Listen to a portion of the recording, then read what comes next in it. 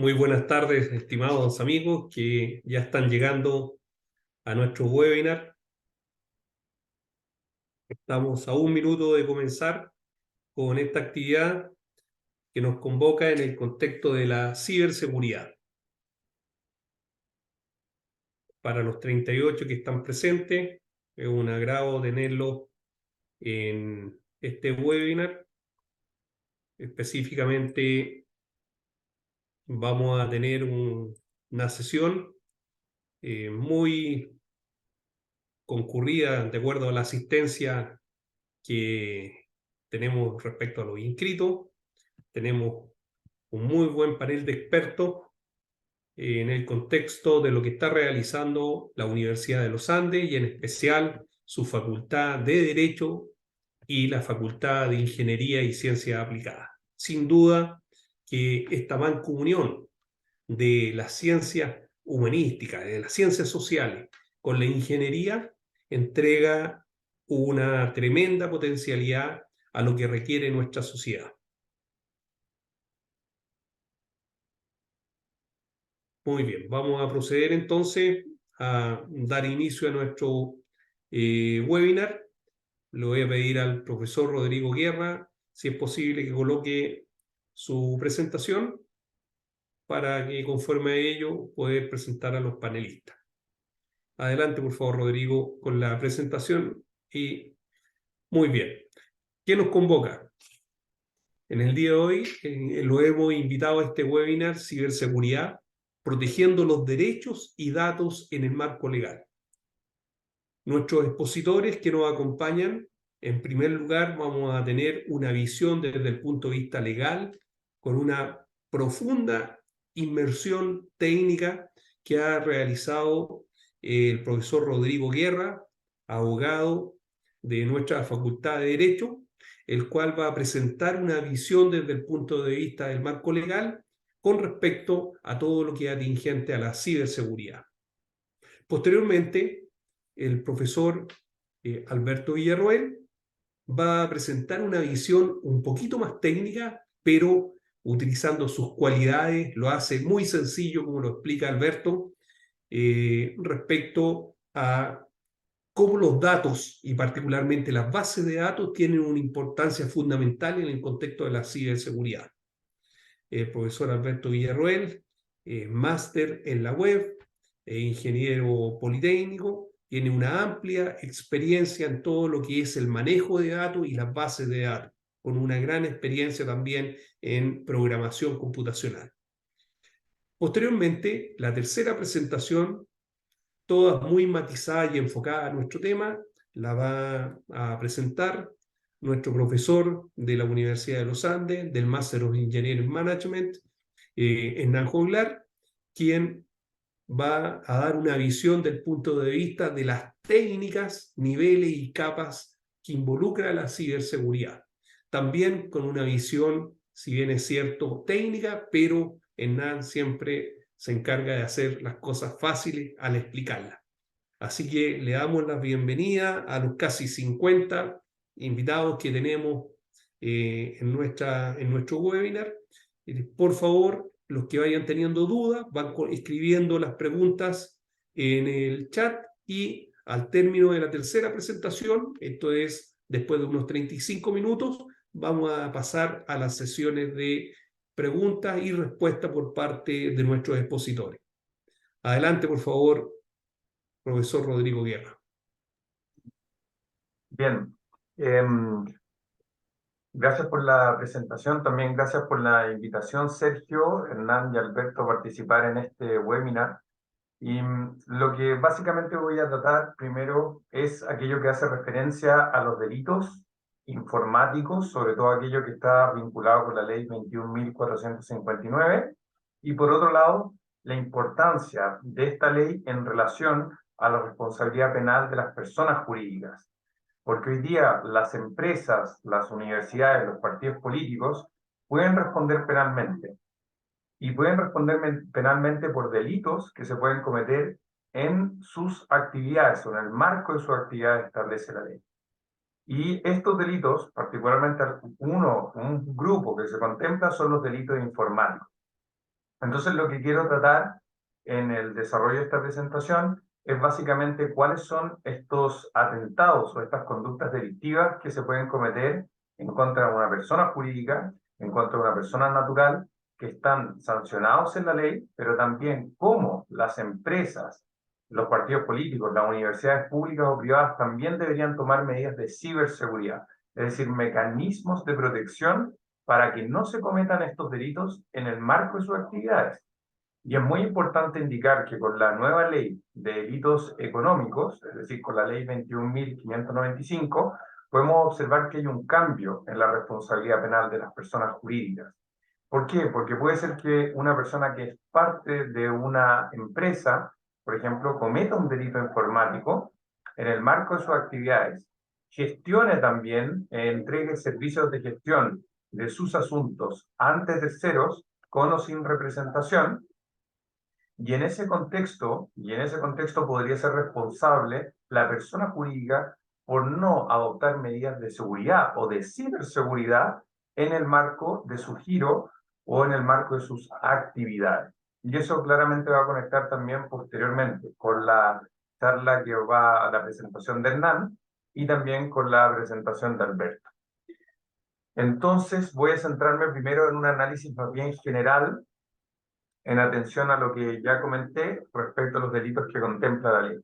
Una de las primeras figuras que uno puede observar en la ley son aquellas que hacen referencia al sabotaje informático.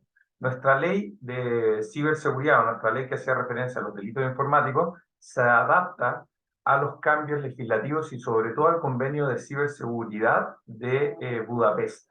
Y esto es clave, porque con anterioridad no se contemplaba una figura, por ejemplo, como vamos a analizar a continuación, como la que hace referencia al fraude informático.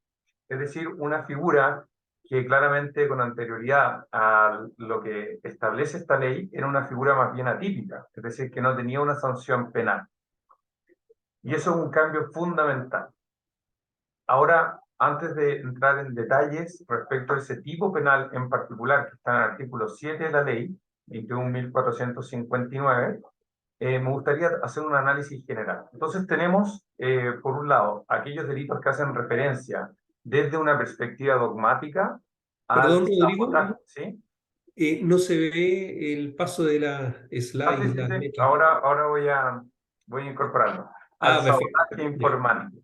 ya, Y en el fue la sabotaje informático introducción. podemos ver dos grandes figuras. Por un lado, un ataque a la integridad del funcionamiento de un sistema informático, que está en el artículo 1 de la ley, pero también dentro del sabotaje informático uno puede observar ataques a la integridad de los datos, a los datos que se contemplan, los datos informáticos de un sistema. Ahora, ¿qué debemos entender por sistema informático y cuáles serían estos ataques a la integridad? En la práctica se vinculan con ataques de DOS, es decir, ataques de negación de servicio, en los cuales, por ejemplo, se satura un servidor para que no pueda prestar un determinado servicio y tenga que rendirse ese servidor finalmente a la petición del atacante. También otro tipo de sistemas que afectan o otro tipo de situaciones que afectan el funcionamiento ya sea total o parcial de un sistema informático son aquellos que están vinculados con un malware o también con virus que pueden afectar el funcionamiento de un sistema. Ahora, la literatura indica respecto a este tipo penal que claramente es importante que se afecte de forma grave el sistema, que impida su funcionamiento. No puede ser una alteración leve, sino que más bien impida que un sistema informático funcione. Y lo interesante es la ley que entrega una definición también en el artículo 15 respecto de aquello que sería un sistema informático, que previamente no se tenía, una especie de glosario en el cual uno puede saber cuál es el concepto de sistema informático. Y un sistema informático sería un dispositivo aislado o un conjunto de dispositivos conectados, interconectados entre sí, que en realidad permiten un tratamiento automatizado de la información. Algo que se diferencia también de un sistema de información, que claramente se vincula con aquello que busca proteger, en este caso la ley, que es el funcionamiento del sistema informático. Pero también es parte del sabotaje informático, la cuarta figura que podemos observar aquí, un ataque a la integridad de los datos informáticos. Y los datos informáticos serían toda aquella representación de hechos, conceptos, también información, que son susceptibles de un tratamiento informático o que son programas diseñados que permiten el funcionamiento de un sistema. Y eso también uno lo puede observar en el artículo 15, letra A, de la misma ley que ya estamos comentando. Y es fundamental observar que estos graves atentados a un sistema informático pueden generar perjuicios graves para una empresa, también para una persona jurídica, y incluso si lo comete una persona natural que es parte de la persona jurídica, aunque esto no vaya en beneficio de aquella persona jurídica para la cual trabaja, incluso podría tener sanciones para una determinada empresa, o para algunas que señale la ley 20.393, que es la ley de responsabilidad penal de las personas jurídicas. Ahora también otras figuras que contempla la ley es aquella que hace referencia al espionaje informático, que son delitos de mera actividad. Por ejemplo, puede darse el acceso ilícito, es decir, que una persona excediendo la autorización que ya tiene, una autorización previa, o sin contar con la autorización, accede a cierta información o ciertos datos. Entonces, el objeto nuevamente de protección aquí en el acceso ilícito y la interceptación ilícita son los datos informáticos. Y en esa línea uno podría también discutir, bueno, pero se pueden tomar algunas medidas de seguridad en el marco de vulnerabilidad de una empresa para poder mejorar el sistema. Ciertamente, si uno ve la historia de la ley, queda fuera toda forma de hackeo, incluso aquel que denomina la literatura friendly hacking o también el hackeo ético. Si bien podría ser que alguien quiera probar las medidas de seguridad sin autorización, hoy día tendría que tener una autorización expresa o tácita para poder ayudar a una empresa a mejorar el marco de seguridad o las medidas de seguridad que puede adoptar. Y eso es una vinculación que uno puede ver en términos positivos en la ley con el artículo 16. Bien. Ahora, respecto a la falsificación informática, es interesante comentar que en este caso se manipula, se afecta, se deteriora un determinado dato informático para hacerlo presentarlo como real. Es decir, que hay aquí una falta en relación con la veracidad. Y también podemos observar que puede ser que se quiera alterar un dato para presentar un documento como auténtico o dar lugar a un auténtico. Y eso genere en realidad un error o una falsa representación respecto a aquella persona que utiliza ese dato informático. Y esto nos vincula también dogmáticamente en términos jurídicos penales con el delito de falsedad. Pueden existir falsedades que son más bien personales, que recaen sobre la identidad o la cualidad de una persona, como puede ser la usurpación de un nombre, también el ejercicio ilegal de la profesión o el falso testimonio, o también pueden ser falsedades reales, que recaen sobre un determinado objeto, sello, moneda. Y en este contexto también es importante distinguir entre una falsedad material o ideológica. Si es material, recae sobre el soporte del documento o un determinado signo lingüístico. En cambio, en la ideológica, recae más bien en el orden en que se presentan estos signos lingüísticos en un determinado documento. Y eso claramente también es algo importante tener en cuenta respecto a la falsedad informática. Y con eso pasamos a la receptación de datos informáticos. En este caso, uno puede observar que el que conociendo, no pudiendo menos que conocer, transfiera, comercialice datos informáticos, siempre y cuando cometa alguno de los delitos que ya podemos observar aquí, el acceso ilícito, la interceptación ilícita o la falsificación informática, comete este delito. ¿Y qué es lo relevante acá? Que a diferencia de otros casos de receptación, en los cuales, por ejemplo, uno puede comprar algo que fue previamente hurtado, aquí el tipo penal tiene algunos aspectos que son curiosos para los penalistas y también que llaman la atención respecto a estos aspectos de la literatura. Por ejemplo, en este artículo no se considera el valor del dato informático, no se considera la gravedad de la pena asignada al delito base o subyacente, que en este caso la figura residual, que podría ser en este caso el acceso ilícito, la interceptación ilícita o la falsificación informática, no se considera y asigna una determinada pena para estos efectos. Y finalmente, la otra figura que uno puede observar es la del fraude informático. Y esto uno puede ver que puede tener una relación a la estafa, porque la pena se determina en torno al perjuicio causado. Y el agente debe buscar un beneficio a través de esto. Pero ¿por qué no es igual a la estafa? Y ese beneficio puede ser para sí o para terceros. Y eso implica también una muy buena regulación porque no genera los mismos problemas que en el caso del hurto en materia penal, porque el hurto podría ser para obtener un beneficio para sí o para terceros. ¿Bien? Y en este caso, ¿por qué no es igual a la estafa? Porque sencillamente, como lo que uno puede observar, no es posible engañar a una máquina, pero a una persona sí es posible engañar. Y en esa línea, lo dogmática, cuando habla o trata la estafa, ve una secuencia, que primero debe presentarse un engaño, un error, una disposición patrimonial y un perjuicio patrimonial.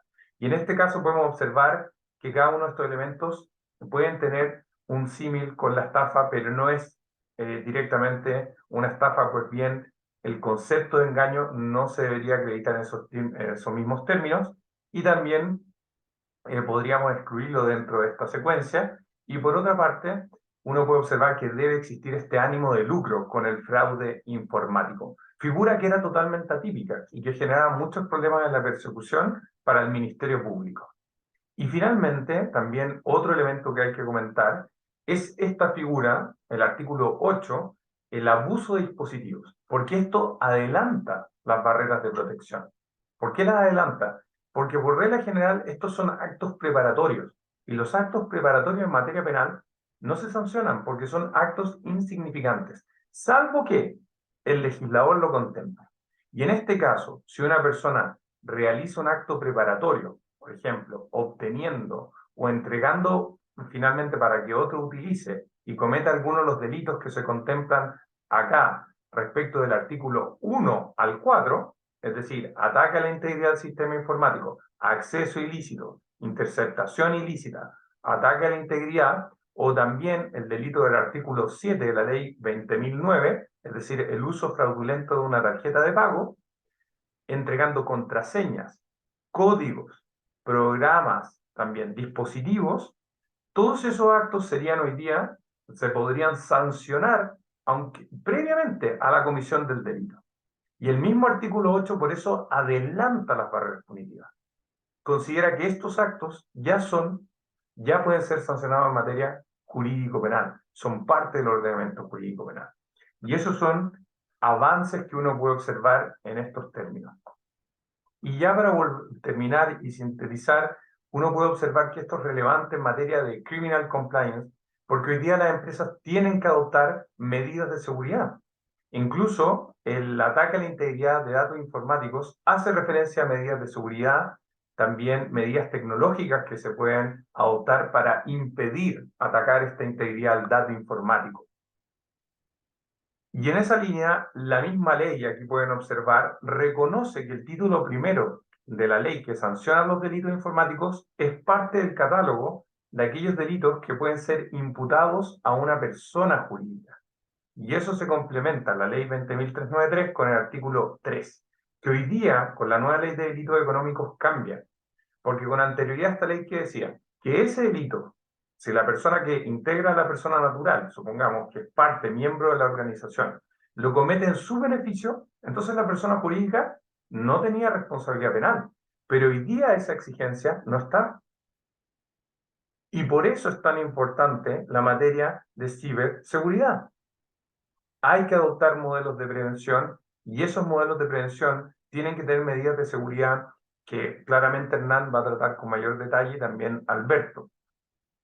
Entonces uno puede observar eso. Y hoy día también puede ser que una persona natural que pertenece a otra organización ayude a una organización a cometer un delito informático. ¿Y puede responder penalmente la persona A? Sí, porque el artículo 3 también fue modificado. Y aquí podemos observar esto, que expresamente lo dice la ley. O sea, en este caso será responsable por el hecho perpetrado por o con la intervención de una persona natural relacionada a los términos previstos en dicho inciso con una persona jurídica distinta, siempre que ésta le preste servicios gestionando sus asuntos suyos ante terceros.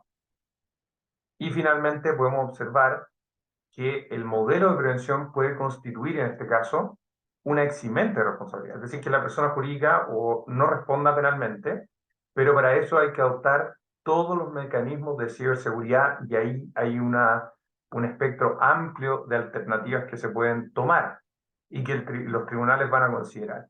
Y finalmente tenemos un modelo autónomo de responsabilidad. Puede ser que no se sepa o se puede identificar la persona natural que cometió el delito, pero si alguien de los miembros facilitó esto, no tomó las medidas de prevención necesarias, de igual forma puede responder penalmente la persona jurídica. Y por eso esta materia de ciberseguridad es tan relevante en materia jurídico-penal y requiere un trabajo interdisciplinario, que es justamente lo que pretende este seminario. Es decir, que abogados y también ingenieros puedan trabajar en conjunto para poder mejorar las medidas de seguridad en una persona jurídica. Y con eso termino mi presentación y le entrego la palabra al siguiente ponente o al moderador. Muchas gracias. Muchas gracias a ti, Rodrigo, por esta visión de desagregar la ley, especialmente lo que nos deja un poquito preocupados, ¿no es cierto?, es cuál es la responsabilidad jurídica y la responsabilidad natural, que va más allá, ¿no es cierto?, de lo que teníamos hasta el momento. Bueno, complementamos con una segunda presentación al profesor Alberto Villarroel, con una visión del punto de vista de los datos, las bases de datos y su protección. Adelante, por favor, Alberto. Bueno, muchas gracias por la invitación, Sergio, y también gracias, Rodrigo, por la introducción, porque la verdad yo creo que en este momento se empieza a cuestionar qué pasa con los datos, o sea, por qué son tan importantes, tan valiosos los datos, y obviamente después con Hernán vamos a ver el tema de cómo protegerlos de una estructura, pero aquí vamos a hablar un poco del dato, para entender la génesis de este valor que tienen los datos, la base de datos, y obviamente el motivo por el cual tienen que ser protegidos. Como veíamos en la ley, la integridad, el acceso, la interpretación ilícita, la palabra datos la repetimos en infinidad de veces, la receptación y una serie de elementos importantes asociados a este dato y obviamente a la integridad de estos mismos. Entonces lo primero que tenemos que entender es que se considera la integridad de los datos. Entonces en términos de seguridad informática vamos a entender que la integridad de los datos se puede definir como la garantía de exactitud, fiabilidad de la información asociado a los elementos que yo estoy observando, o sea, que los datos que efectivamente aparecen en mi cuenta o en algún informe, por ejemplo, de las características de una persona o incluso el currículum o los grados académicos que han logrado sean realmente válidos, asegurando la integridad de la información y obviamente que los datos se consiguen con esto prevenir cualquier modificación no autorizada, tanto de datos propios, como sería en fondo la falsificación de un documento, como datos de terceras personas para perjudicarlo o incluso para hacer algún robo de estos datos. Ahora, ¿cómo se podría ver esto? Como datos que se encuentran duplicados, que podrían no ser concordantes, datos que son faltantes, o sea, que se robó o se perdió parte de información, datos que fueron alterados de alguna otra forma o modificados y datos que finalmente son incorrectos. Todas estas formas podemos ver cómo falla la integridad de los datos, dentro de otros muchos también que podrían ser combinaciones de estos elementos. Ahora, la génesis de la palabra dato viene del latín datum, que era lo que se daba, lo que se entregaba, el elemento que se entregaba, donde encontramos la palabra data y obviamente finalmente lo que son los datos. Pero ¿qué es lo que es un dato? Es la representación simbólica de un atributo o una variable tanto cualitativa o cuantitativa de algún elemento. Ahora, simbólica podemos ver números, letras, figuras, imágenes, etc. Cuantitativa, por ejemplo, ¿cuánto es? 5 metros, 3 kilos, 12 años, alguna fecha, etc. Y cualitativa, por ejemplo, alguna característica, si es redondo, verde, dulce, positivo, negativo, etc. Ahora, dentro de esto, los datos simbólicos, estos símbolos, tienen atributos, porque van a escribir tanto una entidad, un hecho, un momento o algo de la vida real. Ahora, si nosotros agarramos o tomamos un dato como un elemento solo en el fondo, esto podría ser incomprensible porque toma un elemento que no tiene un contexto, podría ser irrelevante, incluso no genera no tiene ninguna información. O sea, si yo, por ejemplo, encuentro un número solo, aislado, sin un contexto, probablemente no tengo mucho sentido, no tiene mucho aporte para mí ese número. Por ejemplo, un número 4.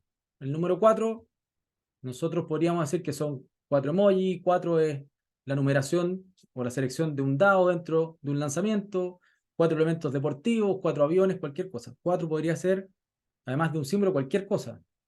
Entonces 4 partimos que es un símbolo, algo que yo interpreto y entiendo como un número.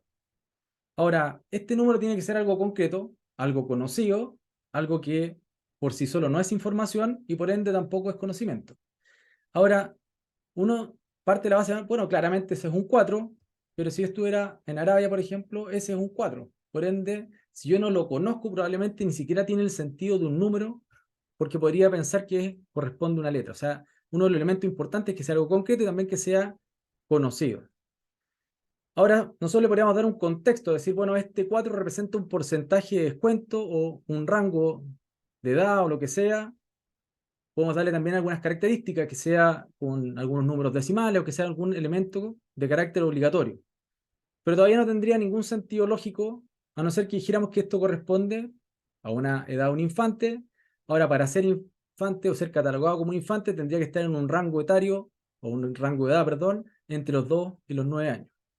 Ahora, para ser más específico, vamos a decir que corresponde a un número entero, y para que esto sea un dato relevante va a ser obligatorio. Ahora, todos estos datos, o todos estos elementos que aportan a ese número que finalmente era el dato, que era el 4, se llaman datos de descripción a este mismo dato. Y finalmente se conocen como los metadatos, o sea, tienen un poco más de contexto al dato que estamos consultando. Ahora, hay datos que son descriptivos, que sería un poco lo que decíamos, estos rangos, y otros datos que son más de estructura, que sería dónde vamos a contener estos datos. Y aquí ya empiezo a acercarme un poco a qué es lo que tengo que proteger, porque este dato o este número, de alguna otra forma, conforme a la ley, tenemos que protegerlo porque tiene algún valor. Ahora todavía no sabemos cuál valor podría tener este número si no tenía un contexto adecuado, pero podría ser una clave, podría ser un número, podría ser un correo, un teléfono o algo que realmente aportara valor. Pero todas estas características son parte de la metadata de esta información o este dato. Ahora, los datos son, o en general, tienen dos características. Pueden ser estáticos. Por ejemplo, mi fecha de nacimiento es un dato estático, porque eso no va a cambiar en el tiempo. No obstante, en base a ella, tengo un dato que es dinámico, que es mi edad. Se contrasta la fecha actual con mi fecha de nacimiento y me genera un dato que es dinámico, que a medida que pasa el tiempo, lamentablemente esto va aumentando cada vez más rápidamente. Pero en el fondo tengo un dato que es dinámico. Ahora, los datos pueden ser palabras o números que por sí solos no tienen significado. Entonces, ¿por qué tienen tanto valor si ni siquiera tienen algún significado? Y ahí está un poco elementos que están sueltos que no tendrían sentido. Ahora, si yo los empiezo a agregar por algunos que tengan relación, por ejemplo, root, teléfono y con características particulares, que sean numérico, alfanumérico o texto o lo que sea, podemos empezar a encontrar el sentido de que se generen estas bases de datos, que son colecciones de datos que ya tienen una relación. Ahora, estos datos que encontrábamos aislados, que por sí solos no tenían ningún sentido, les vamos a dar un contexto, los vamos a meter dentro de una entidad que sería personas, por ejemplo, los vamos a relacionar, ordenar y organizar para que tengan un sentido y ser consultados tenga algún valor. O sea, ya aquí yo tengo valor. Podría ver que la persona Alberto tiene un teléfono al cual yo podría llamar, por ejemplo, para ofrecerle un plan, un cambio de plan de teléfono, un cambio de banco, si tuviera sus datos médicos, posiblemente algún tratamiento médico asociado a sus informes médicos y así una serie de usos o mal usos de su información. Por eso es tan valioso el dato.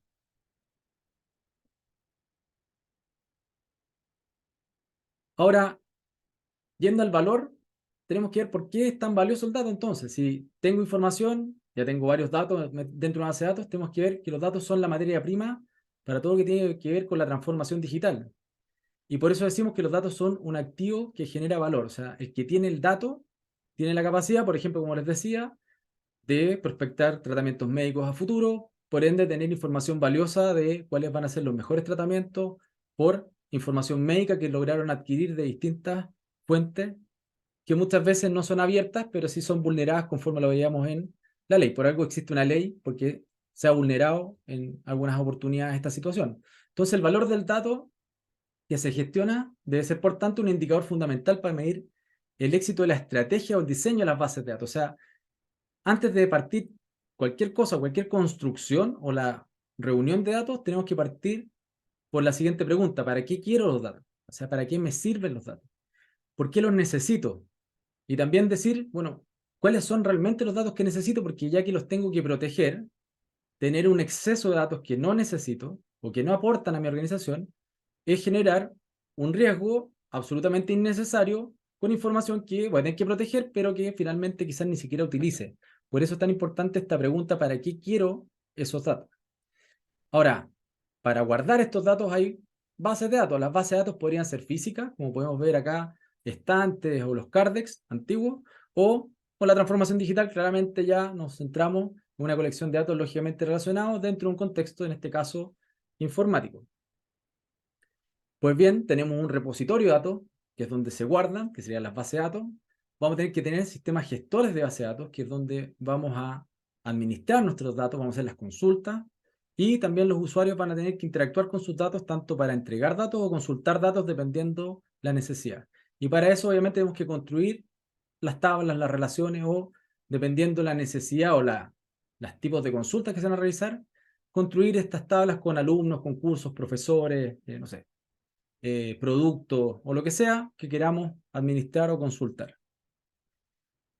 Entonces, para partir con esto tenemos que conocer los objetivos de la compañía, empresa, universidad o quien sea, qué es lo que queremos hacer, definir las métricas del negocio y determinar el uso que vamos a dar a estos datos finalmente, ya que solo después de esta reflexión, desde la estrategia hasta los datos, es que cuando vamos a poder tomar la decisión de cómo o con qué tecnología podemos administrar estos datos, utilizar estos datos, buscar el talento necesario para administrar este sistema de bases de datos y obviamente tener una gobernanza adecuada que posteriormente se va a explicar cómo proteger esta data. Pero aquí estamos hablando del valor del dato en lo más puro. Existen libros que hablan de esto. Hay un libro que se llama El valor del dato, donde se indica que el valor del dato lo podríamos medir de la siguiente forma. Estamos hablando del valor interno de los datos. Es la combinación o depende de tres factores: el valor intrínseco de los datos, el valor aplicado y la relevancia estratégica que estos datos pueden tener. Esta es una mirada con respecto al valor de los datos, pero nos da una orientación de por qué podrían ser tan valiosos desde la perspectiva del valor intrínseco, que es el valor de nuestros datos sin tener en cuenta cuándo se van a utilizar, sino que está asociado a la cantidad de datos y el volumen de estos mismos, y en la práctica la razón de la existencia de los datos en su uso posterior. O sea, si bien no son casos de uso, pero tenemos los datos de la cantidad de datos que vamos a consultar y en lo más puro del dato, o sea, el volumen y el tipo de datos que se va a utilizar. Por lo que este valor solo cobra sentido dentro de un marco más de contexto o de un caso de uso que vendría a ser el valor más aplicado de los datos. Entonces, es el valor que se aporta, el valor aplicado, de los usos de los datos. ¿Cuándo voy a utilizar estos datos? ¿Para qué lo voy a utilizar? Y es un poco darle un sentido: ¿para qué guardo datos que no voy a utilizar? Entonces va la pregunta del ¿para qué necesito estos datos? Entonces, en la fórmula, el valor interno es el resultado de multiplicar el número de casos de uso, cuando lo utilizo ese dato, por la utilidad de estos mismos datos. En la práctica podemos decir que, dado que no existen casos de uso sin datos, datos intrínsecos, estos están absolutamente relacionados. Y finalmente podemos decir que la relevancia estratégica es otro factor que claramente nos va a influir, porque la relación existente entre los casos de uso, valor aplicado, y la estrategia, que es cómo vamos a proyectar y vamos a darle valor a estos datos, están totalmente relacionados. Entonces se construye ponderando cada uno de estos indicadores. Obviamente hay datos que son más recurrentes, que aportan más valor que otros, por ende tienen que tener un ponderador mayor. Entonces, esto está totalmente relacionado, pero nos da un valor del dato. Tengo un valor intrínseco, cantidad de datos que vamos a tener, valor aplicado, los casos de uso en los cuales los vamos a aplicar, y finalmente la relevancia estratégica que estos datos van a tener para nuestra organización. Finalmente, tenemos que reflexionar, ya que tenemos valor, tenemos leyes que van a tener que proteger estos datos.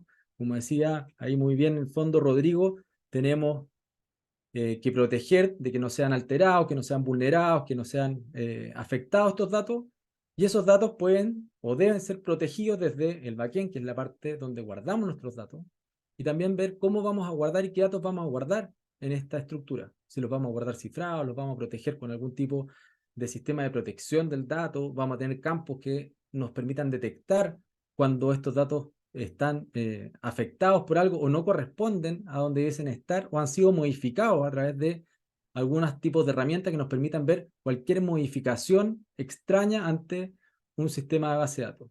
Por otro lado, tenemos los frontend, donde también tenemos que proteger a nuestros usuarios de que sus datos no sean afectados por algún tipo de afectación que claramente, bueno, posteriormente Hernán nos va a explicar con mayor detalle. Pero finalmente, y concluyo con esto, es importante entender lo valioso que son los datos y producto de este valor que tienen los datos y la forma en que tenemos que protegerlos, aparecen estas leyes y la importancia de hacer esta interacción, como decía Rodrigo, entre lo legal y lo que tiene que ver la ingeniería asociado a la protección y a la construcción correcta de bases de datos. Eso principalmente era lo que quería exponerles con respecto a los datos, las bases de datos y su protección. Muchas gracias. Muchas gracias, Alberto, por la clara presentación que hace una buena concatenación con lo que originalmente había presentado Rodrigo. Una visión también estupenda desde el punto de vista del concepto de metadatos, que usualmente, ¿no es cierto?, uno lo confunde o lo tiene un poquito, digamos, no encapsulado dentro de la estructura de protección de datos. A continuación, dejo con ustedes al profesor Hernán Joglar en el contexto de las diferentes capas y arquitecturas de ciberseguridad. Adelante, por favor, Hernán.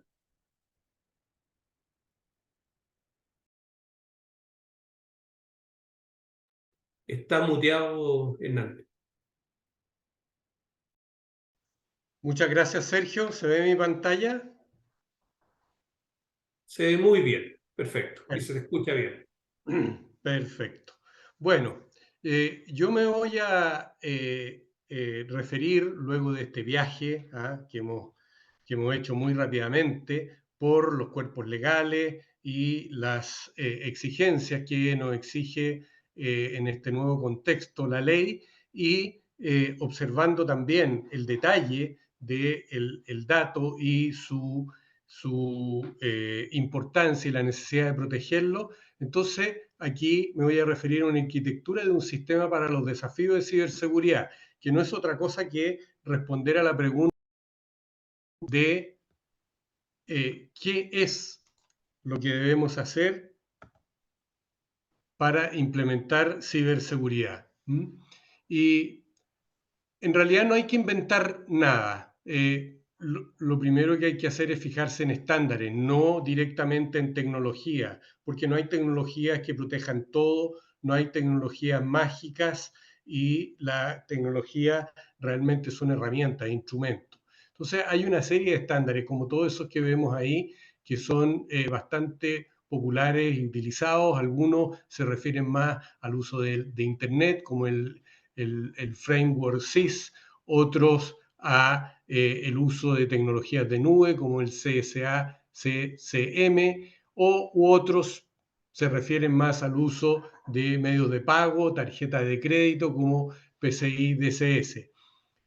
Los más usados y más comunes de esto, que son todos universales en realidad, son NIST CSF, que es un estándar norteamericano, y la norma ISO 27001, que es una norma universal muy utilizada y a la cual me voy a referir un poco más en detalle porque tocarlos todos sería demasiado extenso. Esta norma exige implementar un sistema de gestión de seguridad de la información. Y se habla de seguridad de la información más que de ciberseguridad porque se extiende más allá de la ciberseguridad y también abarca aspectos físicos. Este sistema exige a las organizaciones que exista un liderazgo desde la alta gerencia para estructurar la seguridad de la información. Hay que tener políticas y procedimientos documentados, hay que monitorear y medir constantemente la seguridad, hay que realizar gestión de riesgos, medir los riesgos y mitigarlos, y también hay que tener un proceso de mejora continua, que realmente siempre estemos avanzando en estos aspectos. Y todo esto para generar concienciación y formación de capacidades en los integrantes de la organización. La concienciación se refiere a estar alerta, estar conscientes de que existen peligros y que debemos proteger nuestra información. Y la formación de capacidades se refiere a entender qué es la seguridad de la información, qué es la ciberseguridad y cómo debo plantearme frente a este nuevo desafío. Y finalmente aparecen las tecnologías, que son herramientas, que son los medios. Los sistemas y tecnologías de ciberseguridad son herramientas y medios para implementar la ciberseguridad. Bueno, profundizando un poquito más en la les quiero contar que la norma tiene un elemento central, que es el círculo que estoy mostrando ahí, donde está el sistema de seguridad de la información, donde un elemento principal y fundamental es la responsabilidad de la alta dirección, que debe estar altamente comprometida y entregar los medios para que la seguridad realmente se pueda materializar. En segundo término, están las competencias, la conciencia y el entrenamiento de todas las personas, porque esto es transversal, no es propio de un área, sino que toda la organización tiene que estar involucrada con la ciberseguridad y la seguridad de la información. Y luego hay exigencias de documentar los requerimientos, documentar qué se debe hacer, cuándo se debe hacer, quién lo debe hacer.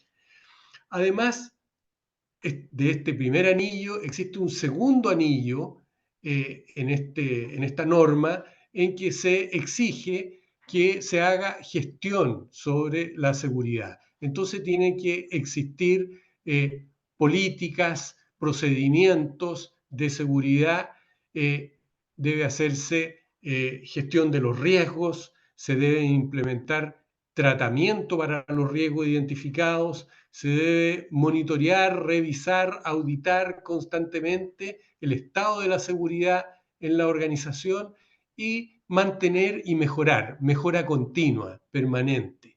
Y en la medida que se recorre este círculo, entonces, este anillo, se generan nuevo aprendizaje que habrá que incorporarlo en las políticas de seguridad para ir mejorando continuamente. Además de este anillo de gestión, existe el anillo de la implementación y la aplicación. Y aquí hay 14 dominios en donde se implementa la ciberseguridad. Habrá que tener, como decía, políticas y procedimientos de seguridad, una organización responsable dentro de la empresa de la seguridad de la información. Hay que tener identificados los activos de información que quiero proteger.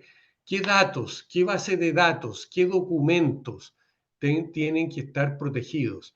¿Y cómo se va a hacer el acceso a estos activos de información? ¿Quién va a acceder? ¿Cómo? ¿De qué forma? ¿Cuándo? Debo proteger también las comunicaciones porque hay mucha información clasificada, reservada, que se interactúa con ella. Debo preocuparme de cómo están los ambientes físicos, dónde están los servidores, quién tiene acceso a ellos, dónde están los equipos, incluso los equipos personales, cómo se accede a la información que está en los equipos personales. Hay que cautelar quién realiza las operaciones de los sistemas, quiénes los actualizan, quiénes tienen acceso a sus mantenciones. También hay que tener presente qué datos son demasiado críticos y deben estar criptografiados. Entonces, esos se encriptan y se guardan encriptados, cómo se manejan las claves de criptografía. Por otra parte, está el área de cómo me voy a relacionar con los proveedores, porque hay proveedores que vienen a entregarme servicios, a realizar mantenciones, a hacerme análisis. ¿Qué tipo de proceso, procedimiento, requisito tengo que cumplir respecto de eso? ¿Qué tengo que hacer también cada vez que adquiero un nuevo sistema o lo desarrolle internamente para que sea seguro, para que mantenga las condiciones de seguridad que se exigen? Por otra parte, ¿cómo voy a continuar funcionando? ¿Cómo voy a hacer la continuidad de negocio en caso de que sufra un ataque y la compañía carezca de sus sistemas fundamentales?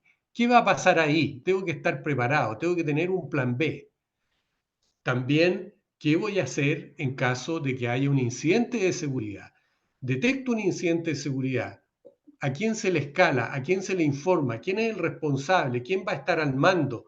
¿Quién va a hacer las comunicaciones hacia el exterior de la organización? Eso debe estar organizado previamente. Luego, mis recursos humanos. ¿Cómo los entreno? ¿Cómo los capacito? ¿Cómo los mantengo conscientes?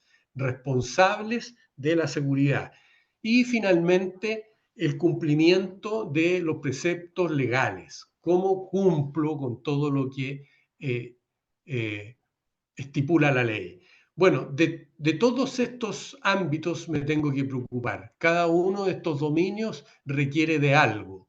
Entonces, aquellos que sean fundamentales, yo les voy a implementar algún nivel de tecnología. Entonces, aquí aparecen recién las herramientas y la tecnología para realizar ciberseguridad. Y son muy variadas.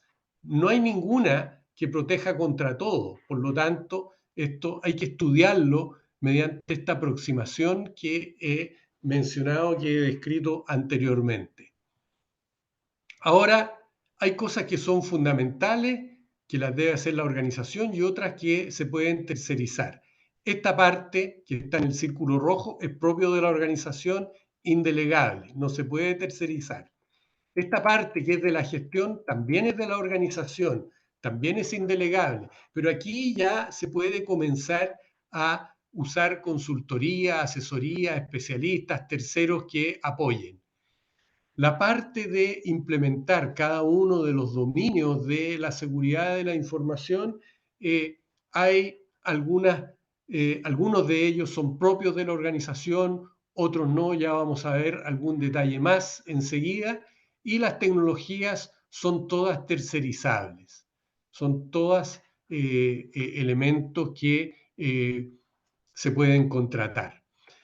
Parece todo esto algo muy complejo y muy grande que demanda mucho trabajo. Bueno, pero la buena noticia es que existen soluciones viables y económicas y que el mercado tiene una buena oferta de servicios profesionales, de consultoría, de capacitaciones, también de equipamiento, de herramientas, de aplicaciones, de software para diferentes necesidades y en base a variadas tecnologías. Y existe también el software como servicio, que es muy conveniente y cómodo para los usuarios más pequeños o para aquellas organizaciones cuyos procesos se parecen mucho a las demás, y entonces existen software que se radican en la nube y que se ofrecen como servicio. Por lo tanto, se accede a ellos a través de Internet. Es muy típico esto en el caso de la labor de los abogados de estudios jurídicos. Entonces, es muy interesante entrar a analizar un poquito más el software como servicio. Entonces, del diagrama anterior que mostraba yo, en realidad de los 14 dominios, una empresa que contrata software como servicio solo debe ocuparse de los 5 dominios que estoy destacando allí. Y estos 5 dominios son dominios que son de gestión. No hay que implementar tecnologías especiales para tener políticas, para tener una organización, para identificar los activos que debo proteger, etc. Todo lo demás en realidad lo podría atender un proveedor de software como servicio. Sin embargo, esta parte central, estos dos anillos centrales, como dije anteriormente, son propios de la organización. Son estos dominios que están acá, todos los que puede atender alguien, un proveedor de software como servicio. Entonces, en el caso que ocupe software como servicio, todo lo que está cubierto ahí con blanco es responsabilidad de la organización, responsabilidad propia. Y se puede usar consultoría donde aplique. Pero todo lo que está sin ocultar, todo eso lo pueden proveer terceros. Por lo tanto, en realidad, adoptar ciberseguridad, si bien es cierto, involucra algún esfuerzo, se ve mitigado a través de los servicios que hay disponibles. Voy a pasar ahora a la protección contra delitos informáticos y voy a hablar del artículo primero, ataque a la integridad de sistemas informáticos, que ya mencionara Rodrigo anteriormente, y él mencionó el ataque de denegación de servicio. Y aquí yo tengo un diagrama que muestra qué es lo que es la denegación de servicio. Es un hacker que captura una red amplia de computadores que están en la Internet y los contamina para que le obedezcan sus órdenes, y a través de ello ejerce un ataque hacia un sistema víctima para saturar sus redes o sus servidores. Bueno, ¿qué hacer para defenderse de esto? Yendo bien a la práctica. Bueno, la solución más directa es contratar servicios para protección de ataques de denegación de servicio. Sin embargo, esto puede ser caro o puede no estar disponible. Entonces también vamos a mirar un poquito qué es lo que debe hacer una organización con su sistema en caso de querer protegerse de ataques de denegación de servicio distribuida, como es el que mostré delante. Bueno, aquí tenemos un sistema normal, ¿ah? Un sistema normal donde están las aplicaciones web, el correo, algunos periféricos, los usuarios, y está conectado a Internet a través de un router, tiene antivirus y tiene firewall. Pareciera que está bastante seguro, tengo antivirus y tengo firewall, pero en realidad para un ataque de denegación de servicio distribuido, esto no es suficiente. Entonces tendríamos que pasar de ese sistema a este sistema. Y este sistema tiene una configuración de protección en capas. Aquí hay una arquitectura de protección en capas. La primera capa, de las 4 que voy a mostrar, es una capa que consiste en aumentar el ancho de banda de los accesos a Internet. De modo que si un hacker quiere hacerme un ataque de denegación de servicio distribuido saturando mis comunicaciones, tenga que capturar una gran cantidad de computadores bots para atacarme, porque de lo contrario, este caño, este chorro que es más ancho ahora, no lo va a poder saturar. La segunda medida sería contar con un firewall de última generación con características de UTM, que es Unified Threat Management, que son firewalls que tienen características avanzadas, muy robustas, tienen detección contra intrusiones, protección contra intrusiones, tienen antivirus, cumplen muy bien la función de firewall, están conectados a bases de datos de distintas amenazas ya identificadas y por lo tanto aquí hay una segunda capa. La tercera capa es tener firewall en cascada, es decir, no conformarse con este firewall, sino que poner un firewall más para las aplicaciones que tengo expuestas a Internet y un firewall más distinto al primero para proteger la red interna. Ahí ya tengo una tercera capa.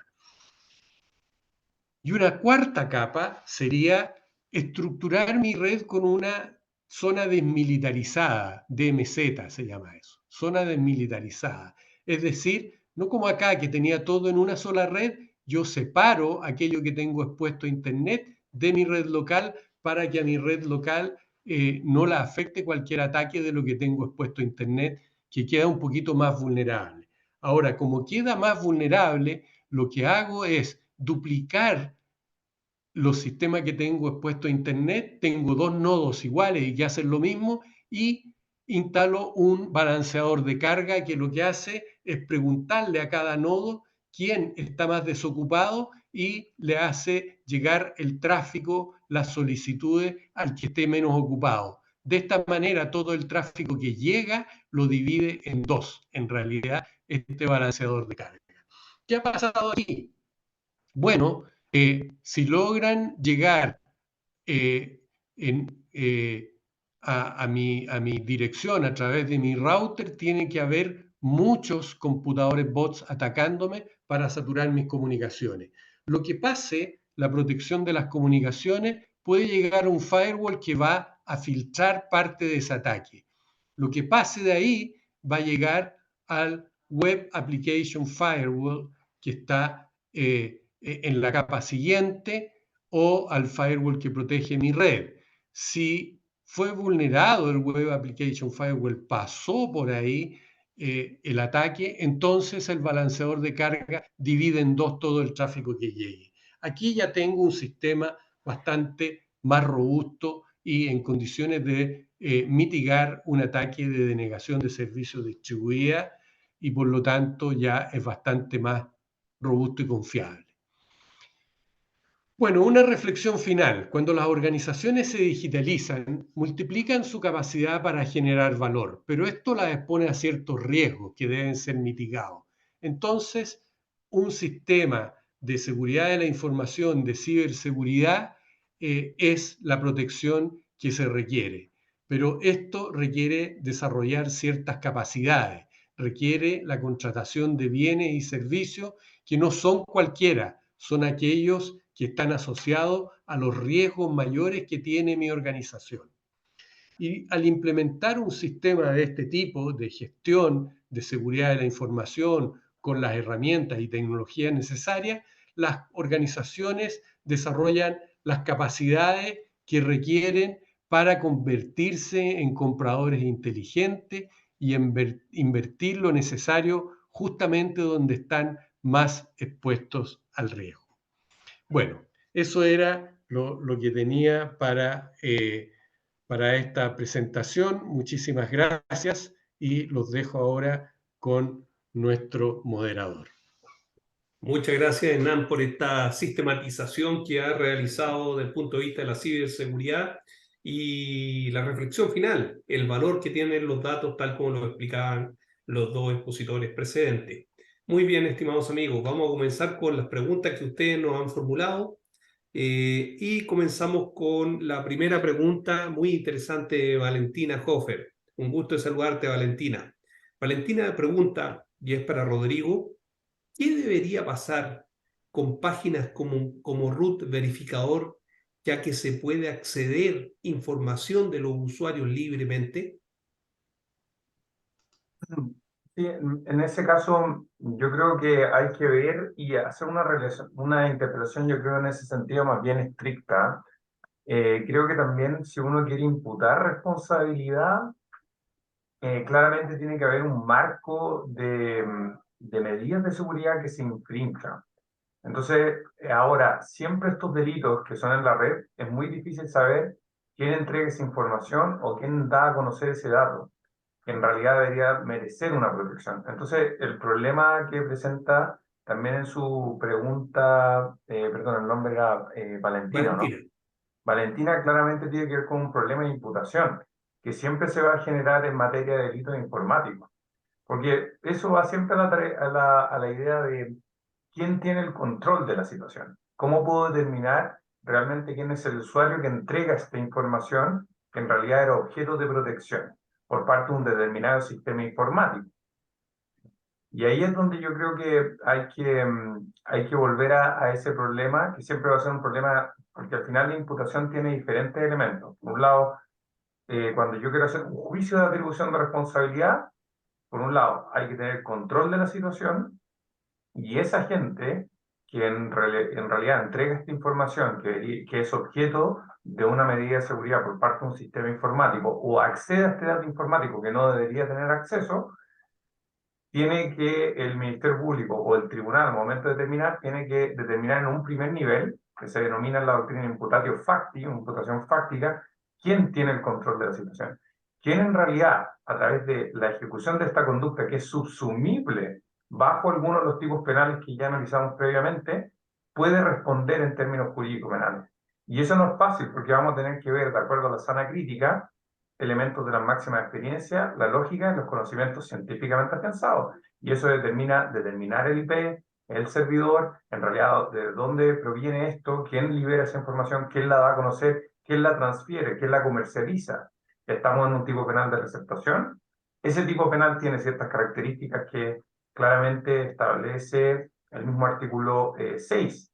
Entonces, depende del tipo penal, depende de los elementos objetivos y subjetivos que exige la misma normativa, y también si se trata del ataque a la integridad de datos o al acceso, por ejemplo, en ese caso del acceso ilícito, tenemos que determinar si se genera o no un menoscabo grave.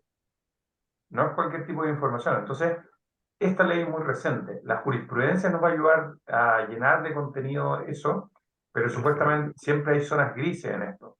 Y en ese sentido yo complementaría esto porque hay conceptos normativos. Entonces, todo lo que ha indicado Alberto es algo que realmente tiene valor, y también lo que dice Hernán. ¿Cuál es la medida de seguridad del sistema? ¿Se vulnera esa seguridad? ¿Existe autorización? Y esa autorización, ojo, puede ser tácita o expresa, pero puede ser tácita. Perfecto. Entonces, claramente, eso va a generar dificultades también y sobre todo un problema de imputación.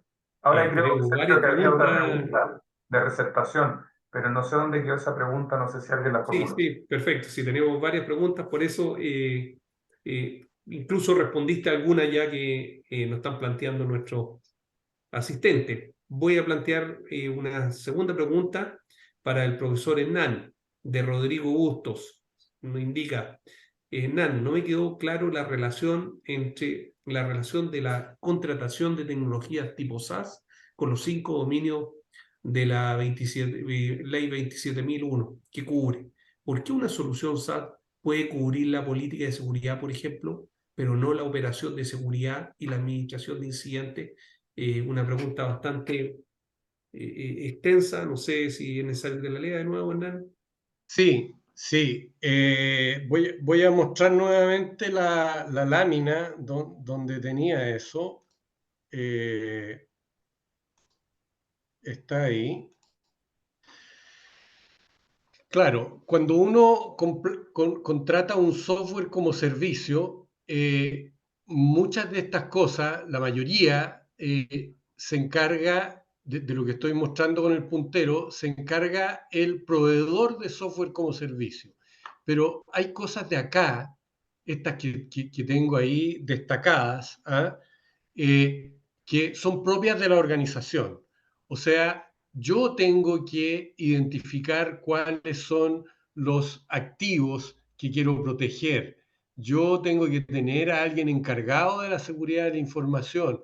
Yo tengo que decir cuál es mi política de seguridad de la información. Yo tengo que establecer la forma en que voy a cumplir con la ley, porque al proveedor no le puedo pedir que me instruya a mis usuarios. Y lo mismo con los usuarios, digamos, qué es lo que hacen, cómo se desempeñan, qué nivel de conciencia tienen. Entonces, en realidad, el software como servicio como lo mostraba acá, me permite centrarme en esta parte fundamentalmente y el resto me lo puede atender el proveedor.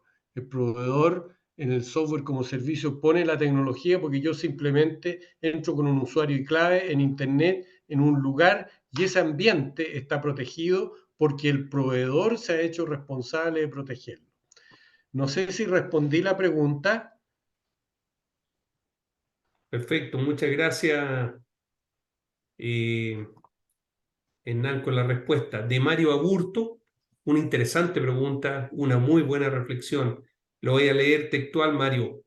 Considerando que los ataques mayoritariamente se realizan desde el extranjero, Rodrigo, ¿qué tan eficiente es nuestra legislación? ¿Qué tan eficaz, considerando que actualmente existen elementos tan reales como los deepfakes?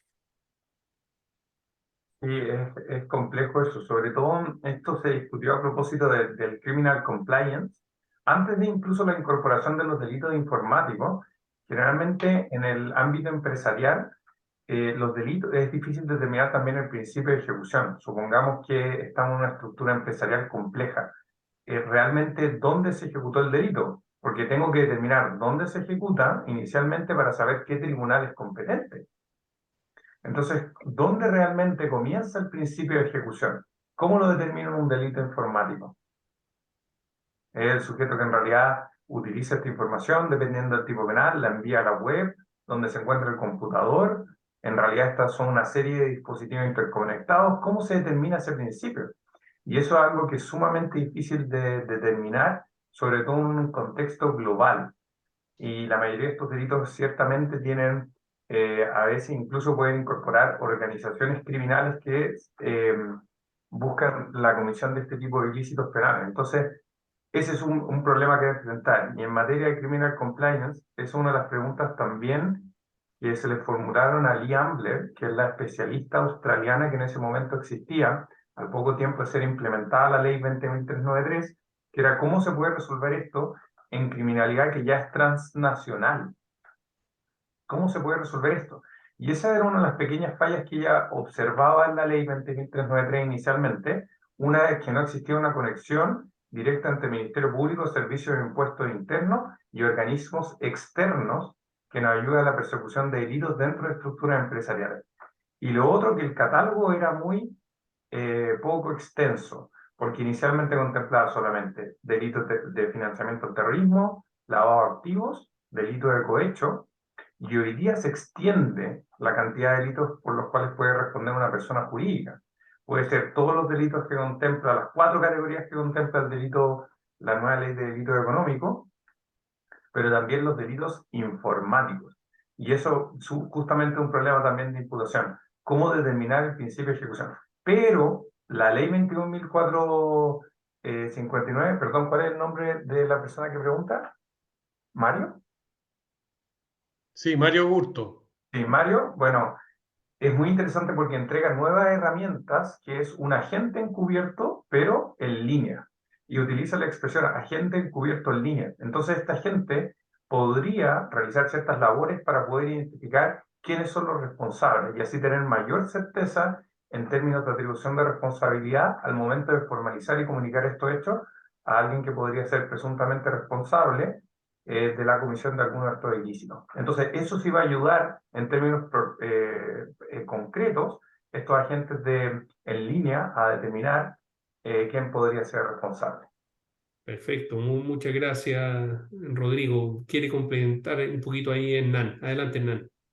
Sí, complementariamente a la respuesta de Rodrigo, Mario, yo te diría que la mejor protección ante estas redes internacionales de delitos informáticos a través de la red, lo mejor es la ciberseguridad, porque la ciberseguridad está internacionalizada. O sea, yo contrato un servicio de firewall en la nube de Amazon Web Services y ese servicio tiene incorporado en su base de datos todas las amenazas que se están produciendo y que están activas en el mundo.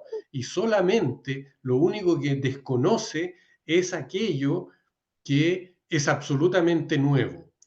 Lo puedo contratar en la nube o puedo yo poner en mi infraestructura puedo poner un firewall del tipo de la marca A, B o C, pero todos los que son avanzados tienen pesquisado ya internacionalmente en forma global las amenazas. Por lo tanto, todos estos dispositivos protegen. Entonces, ¿de qué se trata? De que el delito no se llegue a consumar. Y esa es la complementariedad que da la ciberseguridad desde el punto de vista del sistema de gestión y la tecnología que lo incorpora. Muchas gracias, Hernán. Muchas gracias. Para Pilar López, buenas tardes. ¿Será posible acceder nuevamente a esta interesante presentación? Sí, efectivamente, Pilar. Se las vamos a enviar por video en el día de mañana por parte de nuestra universidad. La última pregunta, por motivos de tiempo, estimados amigos, es para el profesor Alberto y el profesor Hernán. ¿Cómo se monitorea y mide la seguridad?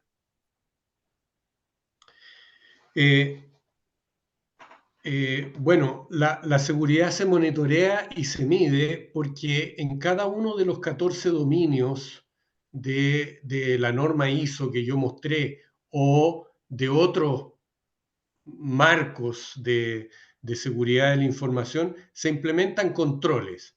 Entonces, por ejemplo, hay un control que dice los sistemas, los software deben ser actualizados a su última versión con todos los parches de seguridad. ¿Ya? Entonces, se generan indicadores donde se mide esto. Entonces, se ve ahí, hay que capturar evidencias de que cada vez que sale una actualización de seguridad de, supongamos, el sistema operativo Windows, la organización lo implementó dentro de las 48 horas siguientes o dentro de las 24 horas siguientes, etc. Y así, por ejemplo, el acceso a la información, también hay controles.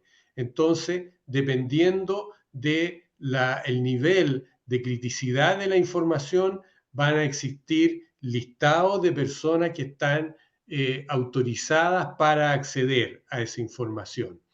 Y entonces esos listados, hay indicadores que obligan a reportar cada cierto periodo de tiempo si están o no actualizados esos listados y si esas personas cuentan con claves robustas para acceder que no deban ser vulneradas. Y así, cada uno de los dominios, sería muy largo irse por los 14, pero cada uno de los dominios tiene un conjunto de controles. La norma, en su versión 2013, tiene 114 controles. Y estos controles, para cada uno se diseña una forma de verificar su cumplimiento. Así se mide el nivel de la seguridad. Y el otro medio que hay para medirlo es el análisis de los riesgos y cómo los riesgos están mitigados. Ese es más general y lo que expliqué anteriormente es más detallado. Muy bien, vamos a colocar la última pregunta que es doble. Mientras tanto, responden la encuesta que vamos a colocar en este momento en pantalla y es para Rodrigo y la presenta Matías Rojo y Sebastián Alfaro. Es parecida, por lo tanto, por eso la voy a unir, Rodrigo, la voy a leer. La receptación de datos considera las bases de datos históricas y Sebastián pregunta, ¿existe alguna forma de valorización de los datos informáticos para efectos de una graduación del hecho pena, por ejemplo, para el caso de receptación o fraude, ya sea en nuestra legislación o en algún caso en derecho comparado? Perdón, ¿quién formuló la última pregunta? ¿Cuál es el nombre? Sebastián Alfaro. Sebastián Sebastián. Alfaro, sí. Es interesante la pregunta de Sebastián. Voy a comenzar con esa. ¿Me permite, Rodrigo, por favor, mientras tanto, podrían escanear el código y ir respondiendo a la encuesta mientras respondemos la última pregunta? Gracias. Respecto de la receptación de datos informáticos, es un tipo penal, ojo, original. No está contemplado en el Convenio de Ciberseguridad de Budapest. Y eso es muy curioso porque es un tipo penal que se crea por parte de nuestro legislador y uno puede preguntarse eso. Bueno, pero es que no tiene el criterio del 456 bis A. A eso va la pregunta bueno, la pregunta que se está formulando. Entonces, si uno observa el 456 bis A, se entregan criterios. ¿Cuál es el valor de la especie? ¿Cuál es la gravedad de la pena asignada al delito, la figura residual, la figura base? Como en el caso del lavado de activos, también uno puede ver estas figuras base. Ahora, ¿qué es lo que sucede en este caso? Uno va a tener que determinar parte de la literatura, también lo escuché esta idea de Laura Mayer y también el profesor Jaime Vera, es la idea de determinar la pena de acuerdo a la gravedad del delito cometido, que puede ser el 2, el 3 o el 5. Es decir, que puede ser acceso ilícito, que puede ser también interceptación de datos informáticos, y el 5, que es falsificación informática. Ahora la pregunta es, pero bueno, ¿cómo determino en definitiva la gravedad? Entonces, obviamente podría haber esta figura, podría sancionarla con receptación, pero finalmente para efectos de determinación de la pena, si es que yo tengo que jugar con la regla del artículo 69 del Código Penal, cuando tenga que sancionar a esta persona y determinar esa mayor o menor extensión del mal producido por el delito, tendría que considerar la figura base y ver cuál es la pena que tiene asignada. Pero si en realidad uno hace eso, no está siguiendo un criterio expreso como tiene el 456 bis A. Sería seguir la lógica de ese delito de receptación del Código Penal en la figura del artículo 6. Y esa es una solución que aparentemente creo trata de presentar con racionalidad y darle una racionalidad al tipo en esa línea, pero no deja de ser curioso, porque sanciona con una pena que es inferior respecto de las otras figuras, incluso de algunas de las penas que contemplan las otras figuras. Y ahí es donde uno puede tener dificultades, pero una solución sería esa. Entonces, dogmática comparada sobre este tipo penal, difícil, porque es un tipo penal original, y por ende la convención internacional sobre ciberseguridad, etcétera, de Budapest, no lo contempla la figura. Es algo que tiene una figura que tiene nuestra legislación en esta materia. Entonces es difícil buscar un criterio comparado. Y Muchas respecto al gracias, Rodrigo, por la concepto, sí, y completa. el concepto de dato informático, claramente yo creo que ahí le daría la palabra a Alberto si es que quiere, porque yo creo que hay un tipo penal que todavía no tenemos mucha jurisprudencia, y ahí yo buscaría más que nada, sobre todo en el acceso ilícito, sobre todo haría referencia si genera o no un perjuicio grave a terceros, que eso es lo que dice por lo menos la literatura, que debe generar eso, y en la historia de la ley también está esa exigencia. Le entrego la palabra también a Alberto, no sé si quiere complementar. Alberto, por favor, sí. Adelante, Alberto. No, la verdad yo, ir cerrando un poco, creo que el mismo hecho que conversaba, bueno, nos planteó Rodrigo con respecto a los efectos de esta ley y sobre las mismas organizaciones que se van a hacer responsables, van a generar un cambio en la conciencia para qué quiero estos datos. O sea, voy a tratar de evitar acumular datos que pueden ser riesgosos para mi organización.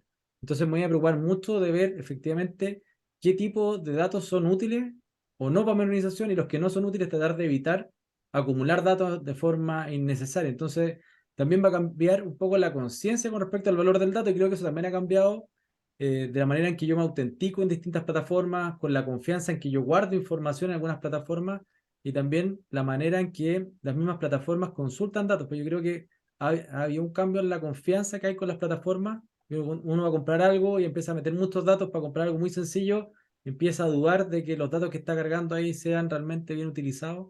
Yo creo que hay todo un cambio en la mentalidad, y también, como muy bien planteó Hernán, el tema de la segurización desde lo estructural, o sea, todo el tema de los firewalls, la seguridad informática, pero por otro lado también está la segurización y la buena construcción de las bases de datos, de que los campos sean coherentes, que el dato que se guarde sea el que corresponde, porque yo podría meter cualquier tipo de basura dentro de una base de datos, y si esta base de datos aguanta esa basura, posiblemente termine infectando mi sistema, porque cuando haga una consulta va a tener mucho dato que es inútil. Entonces se habla de que basura entra, basura sale. En el fondo mi respuesta va a ser basura, porque he dejado de alguna forma de lado algunas medidas de buena construcción de base de datos, generando obviamente que esto no sea útil. Entonces ahí el tema de la segurización también viene estructuralmente, la valorización del dato y también la conciencia tanto organizacional de que soy responsable de lo que pasa dentro de mi organización por los datos que administro y cómo lo protejo a lo nivel global. Entonces creo que a mí me interesaba mucho lo que planteaba Rodrigo con respecto a la ley, porque creo que es un cambio importante en el suite. Ahora soy responsable como organización, y obviamente la mirada de Hernán con respecto a la seguridad, porque en realidad uno nunca dimensiona que el costo que tiene segurizar mi sistema es bastante menor que quedar con mis datos capturados por alguna organización, o de plano haber perdido tal información, que es uno de los bienes más importantes que tenemos tanto empresas, organizaciones o universidades, que sería perder las notas, perder los cursos, perder algo que tiene un valor casi incalculable con respecto a lo que sería protegerlo. Eso en realidad es mi postura con respecto a esto, porque creo que es súper interesante la combinación ingeniería y leyes, porque hay mucho, mucho por seguir avanzando en esto. Y muchas gracias, estimados amigos, muchas gracias a nuestros expositores, por parte del director del próximo diplomado en Inteligencia Artificial y Legal Tech, el profesor Sebastián Contreras, que está acá acompañándonos, y el mío propio. Le damos las gracias por su asistencia, por sus preguntas. Ha sido realmente, como lo dice una de nuestras asistentes, un tema nuevo para ellos, para algunos, y para los otros han logrado complementar con nuestra exposición, lo que nos deja profundamente satisfechos desde el punto de vista docente. Muy amables. Para los que no han respondido la encuesta, por favor, la pusimos nuevamente dentro del chat. Nos importa tu retroalimentación respecto a la parte docente que acabamos de realizar. Muchas gracias, profesor Rodrigo. Muchas gracias, profesor Hernán. Muy amable, profesor Alberto. Muy amable, profesor Sebastián. Hasta luego. Muchas gracias. Hasta luego, gracias, que esté muy bien. Hasta luego, muchas gracias. Gracias.